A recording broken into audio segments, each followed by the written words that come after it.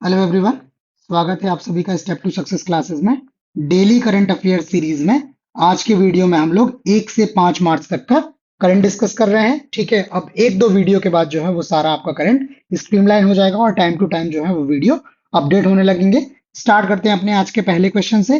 पहला क्वेश्चन है, शिक्षा मंत्रालय ने उद्योग जगत के सहयोग से विकसित पाठ्यक्रमों की पेशकश करने के लिए कौन सा प्लेटफॉर्म लॉन्च किया है? ऑप्शन है स्वागतम, ज्ञान दर्शन, स्वयं प्लस और विद्या उद्यम।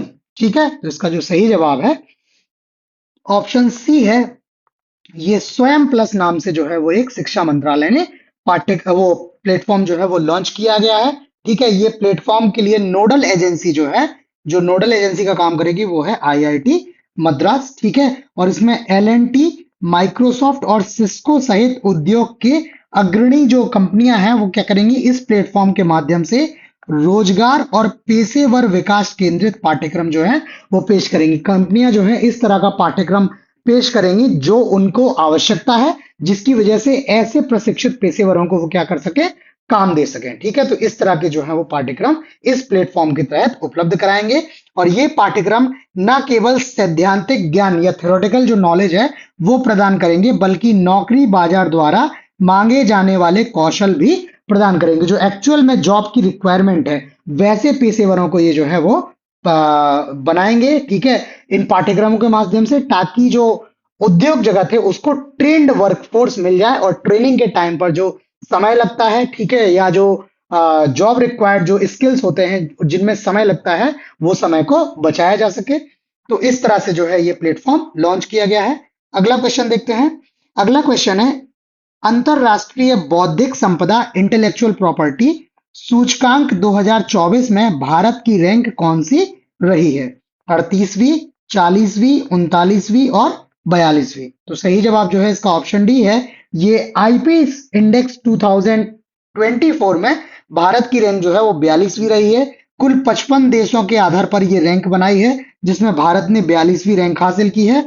और वर्ष 2023 में भी भारत की रैंक 42वीं थी। तो भारत ने अपनी पोजीशन जो है वो रिटेन की है, ना ही इसमें सुधार हुआ है, ना ही इसमें कोई जो है नेगेटिव रूप से कोई डेवलपमेंट हुआ है। बाकी अगर प्रथम स्थान की बात करें तो इसमें आईपी इंडेक्स में फर्स्ट पोजीशन जो आई है वो संयुक्त राज्य की है, जबकि दूसरी जो पोजीशन है वो यूनाइटेड किंगडम और तीसरी पोजीशन जो है वो फ्रांस की है। ठीक है, अगला क्वेश्चन देखते हैं। तवी महोत्सव किस राज्य से संबंधित है? लद्दाख, हिमाचल प्रदेश, उत्तराखंड और जम्मू। तो सही जवाब जो इसका है वो ऑप्शन डी है। ये तवी महोत्सव जो है वो जम्मू राज्य से संबंधित है। ठीक है, और ये जो महोत्सव है वो 1 से 4 मार्च तक जम्मू में आयोजित किया जाएगा। जम्मू क्षेत्र की कला, संस्कृति और विरासत का क्या करेगा, ये प्रदर्शन करेगा। थोड़ी सी डिटेल जो है इसके महोत्सव के बारे में अगर आप लिखना चाहते हैं तो आप वीडियो पॉज करके इसका स्क्रीनशॉट ले सकते हैं। अदरवाइज ये हमारा टेलीग्राम ग्रुप का जो है वो यूजर नेम दिया है। इसके अलावा वीडियो डिस्क्रिप्शन में भी हमने अपने टेलीग्राम ग्रुप का लिंक दिया है, उसके माध्यम से आप हमसे जुड़कर वहां टेलीग्राम से ये जो क्वेश्चंस हम लोग डिस्कस कर रहे हैं, जो भी कंटेंट है, ये पीडीएफ के माध्यम से ले सकते हैं। ये सारा कुछ एज इट इज आपको मिल जाएगा। ठीक है, अगला क्वेश्चन है, किस कंपनी द्वारा पशु कल्याण पहल वनतारा शुरू की गई है? Tata group, Adani group, Reliance industries और आदित्य बिरला ग्रुप। तो सही जवाब जो है इसका ऑप्शन सी, ये रिलायंस इंडस्ट्रीज ने जो है वो पशु कल्याण पहल वनतारा जो है वो शुरू की है। इन्होंने ये घोषणा 26 फरवरी को रिलायंस इंडस्ट्रीज और रिलायंस फाउंडेशन द्वारा जामनगर में, गुजरात में जामनगर, वनतारा या जंगल का सितारा कार्यक्रम के शुभारंभ की घोषणा की है। ठीक है, और ये क्या है, भारत और विदेश में घायल, दुर्व्यवहारित और लुप्त प्राय जानवरों के बचाव, उपचार, देखभाल और पुनर्वास पर केंद्रित एक व्यापक पहल है। ठीक है, और कार्यक्रम ने क्या किया है, पिछले कुछ वर्षों में 200 से अधिक हाथियों और हजारों अन्य जानवरों, सरीसृपों और पक्षियों को असुरक्षित परिस्थितियों से बचाया हुआ है। ठीक है, रिसेंटली ये जो है वो 26 फरवरी को लोग जो है, आम जनता जो है इसके बारे में जान पाई है। ठीक है, अगला क्वेश्चन है, आरबीआई द्वारा वित्तीय साक्षरता सप्ताह मनाया जा रहा है 27 फरवरी से 2 मार्च तक, 28 फरवरी से 3 मार्च तक, 29 फरवरी से 4 मार्च तक और 26 फरवरी से 1 मार्च तक। तो सही जवाब जो है इसका ऑप्शन डी है। ये आरबीआई ने वित्तीय साक्षरता सप्ताह 26 फरवरी से 1 मार्च के बीच में बनाया हुआ है, आयोजित किया है। और इसका जो मुख्य उद्देश्य रहा है वो है नागरिकों के बीच वित्तीय साक्षरता और शिक्षा को बढ़ावा देना।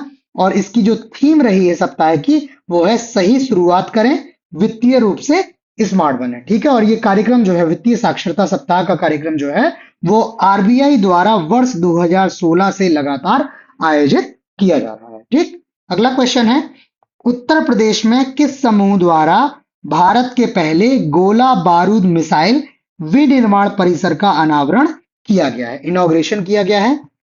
रिलायंस इंडस्ट्रीज, टाटा समूह, अदानी समूह और महिंद्रा समूह। तो सही जवाब जो है वो ऑप्शन सी है, ये अडानी समूह या अडानी ग्रुप्स द्वारा भारत और भारत के बाद उत्तर प्रदेश के कानपुर में, ठीक है, उत्तर प्रदेश के कानपुर में इन्होंने गोला बारूद और मिसाइलों के निर्माण के लिए 2 सुविधाएं खोली हुई हैं। ठीक है, इसमें पहली श्रेणी में क्या है, पहले चरण में जो है वो 12 श्रेणियों में 32 प्रकार के गोला बारूद की पहचान की गई। ठीक है, जिसका यहाँ पर निर्माण किया जाएगा और उस तरह से जो है ये उत्पादन के आगे चरण है। ठीक है, तो इस तरह से ये अदानी समूह ने ये अपने तरह की जो है वो पहली फैक्ट्री जो है वो उत्तर प्रदेश और उत्तर प्रदेश के कानपुर में खोली हुई है। अगला क्वेश्चन है, इसरो का नया लॉन्च कॉम्प्लेक्स किस राज्य में स्थापित किया जाएगा? पश्चिम बंगाल, आंध्र प्रदेश, ओडिशा और तमिलनाडु। तो सही जवाब जो है इसका ऑप्शन डी, ये नया कॉम्प्लेक्स जो है वो तमिलनाडु और तमिलनाडु के थूथुकुडी जो जिला है, थूथुकुडी जिले में स्थापित किया जाएगा। और इस लॉन्च कॉम्प्लेक्स के माध्यम से एसएसएलवी प्रकार के रॉकेट लॉन्च करने के लिए ये बनाया जा रहा है। बाकी इसरो जो है अभी अपना जो उनका सतीश धवन जो केंद्र है, ठीक है, वहां से ये जो है अभी अपने जो सैटेलाइट्स है उनको लॉन्च करते हैं। इसके अलावा अब ये तमिलनाडु के थूथुकुडी में एक नया जो है लॉन्च सेंटर बना रहे हैं। ठीक, अगला क्वेश्चन है, यूनाइटेड किंगडम के राजा चार्ल्स तृतीय ने किस भारतीय उद्योगपति को मानद नाइटहुड से सम्मानित किया है?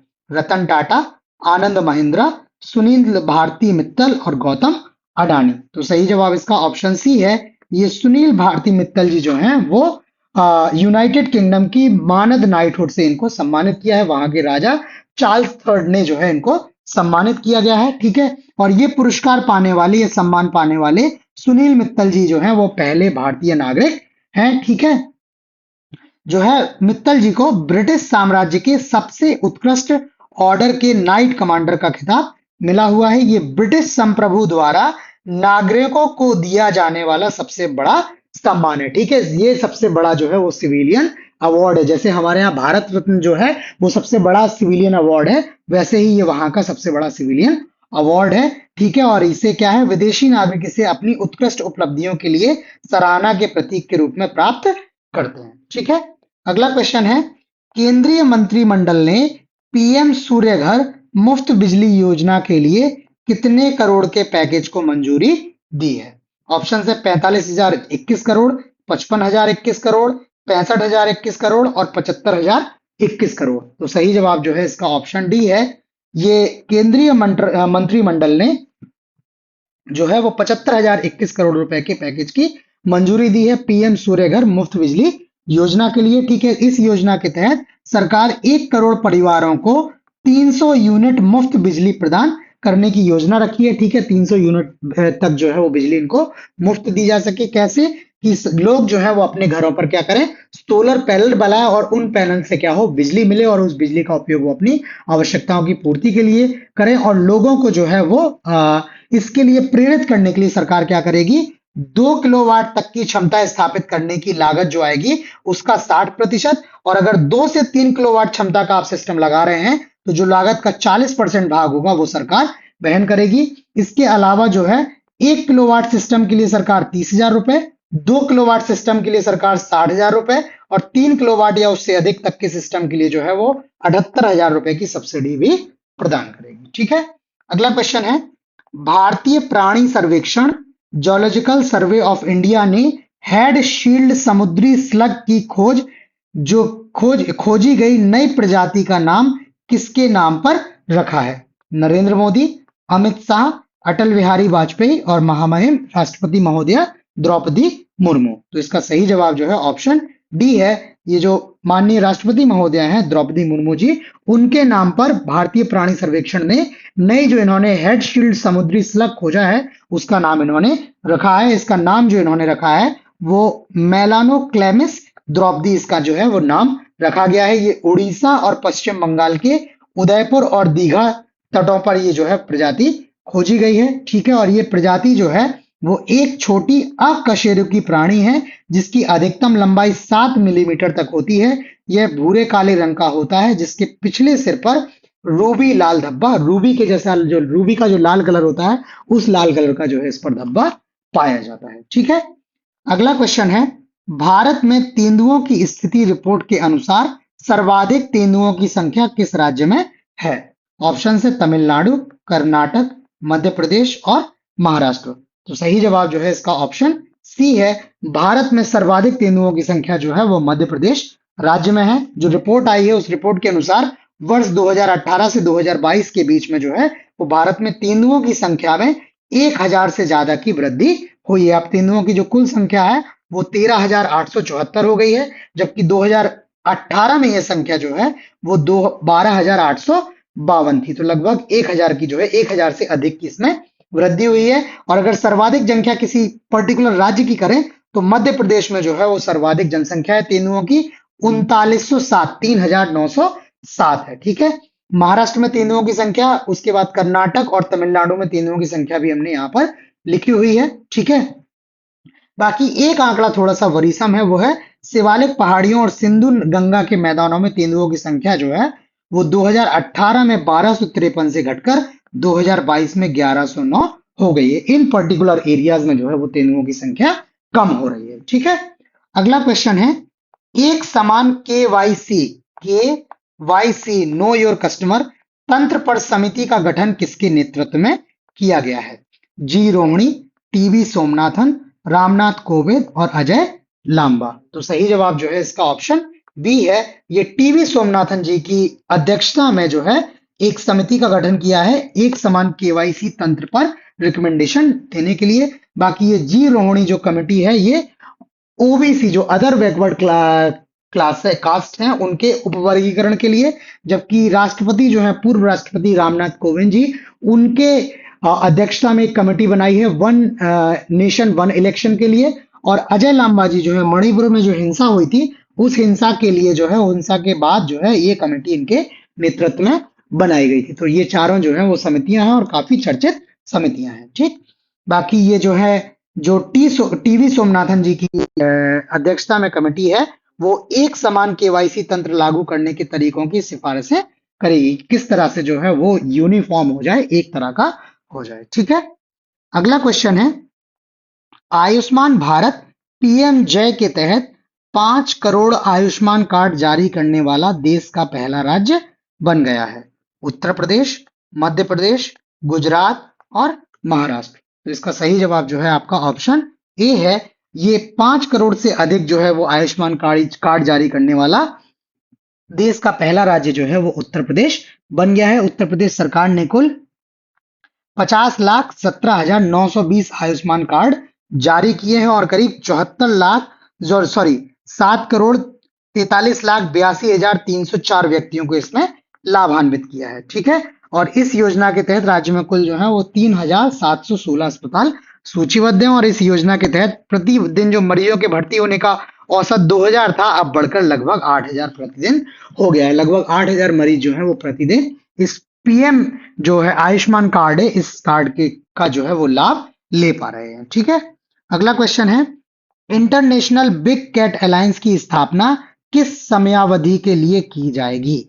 ऑप्शन है 2024 से 2029, 2025 से 2030, 2024 से 2028 और 2025 से 2027। तो इसका सही जवाब ऑप्शन सी, ये वर्ष 2024 से 2028 तक के लिए इंटरनेशनल बिग कैट अलायंस की स्थापना की जाएगी। ये 5 वर्ष की अवधि के लिए जो है इसकी स्थापना है और करीब 150 करोड़ रुपए के सहयोग से इसकी स्थापना की जा रही है। इसका मुख्यालय जो है वो भारत में होने वाला है, ठीक है। और इसकी स्थापना के लिए जो है वो केंद्रीय मंत्रिमंडल ने मंजूरी दी है। इसकी जो औपचारिक रूप से घोषणा हुई थी वो 9 अप्रैल 2023 को हुई थी और इसका जो लक्ष्य है वो है जो बड़ी बिल्लियां हैं जिसमें बाघ, शेर, तेंदुआ, हिम तेंदुआ और चीसा सहित जो बिग कैट्स हैं उनकी प्रजातियां जो है इसमें शामिल है, उनको संरक्षित करना है, सुरक्षित करना है।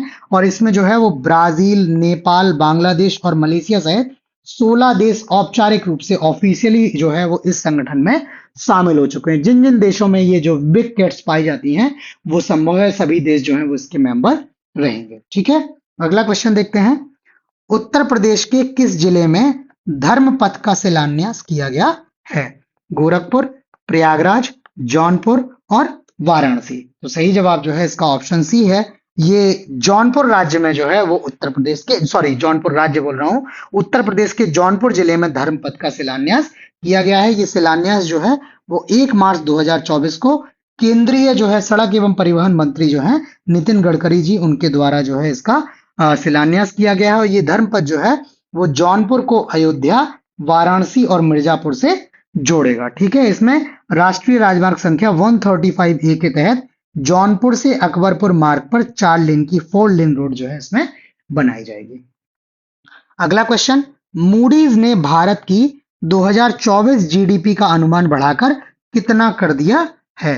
6.1%, 6.3%, 6.5% और 6.8%। तो इसका जो सही जवाब ऑप्शन डी है। ये मूडीज ने भारत का जो जीडीपी अनुमान है पहले 6.1% रखा था, पहले इतना रखा था, अब इसको बढ़ाकर 6.8% कर दिया है। ठीक है, और इसका रीजन जो है क्योंकि भारतीय अर्थव्यवस्था ने जो है वो काफी अच्छा प्रदर्शन किया है और जो डेटा आया है 2023 में ये उम्मीद से भी अधिक मजबूत डेटा आया हुआ है। ठीक है, इसके अलावा भारत जो है वो G20 अर्थव्यवस्थाओं में सबसे तेजी से बढ़ने वाली अर्थव्यवस्था बने रहने की संभावना है। ठीक, अगला क्वेश्चन है, पाकिस्तान के नए प्रधानमंत्री बने हैं शहबाज शरीफ, इमरान खान, नवाज शरीफ और नासिर उल मुल्क।